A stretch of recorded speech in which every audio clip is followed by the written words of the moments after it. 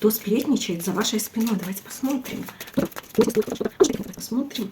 Ну, я буду так. Ой, ну и смотрите, есть такой человек, вышла такая фальшивая особа, которая вам в глаза одно говорит, а думает другое. Ой, например, какое у тебя красивое платье. Сама думает, господи, что она напялила, как дура это платье. Ну, то есть такой нечестный какой-то человек. Около вас и есть.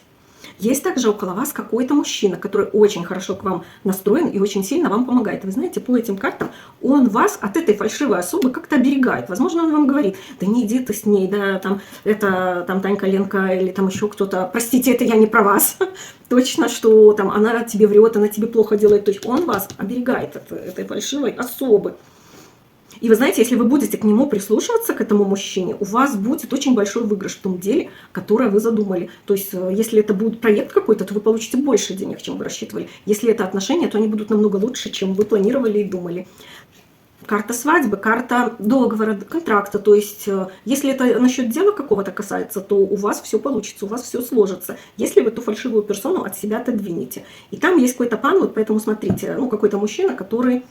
ну, как бы защищает вас от нее. Я думаю, вы уже узнали, кто это. И по этой карте вот либо это будет счастливая семейная жизнь, либо это будет какой-то договор, контракт, который будет очень для вас хороший, и он будет продолжительный. Он такой будет на постоянно, ну, на долгий какой-то период, как вам хочется, то лучше. Обняла, активируйте, принимайте.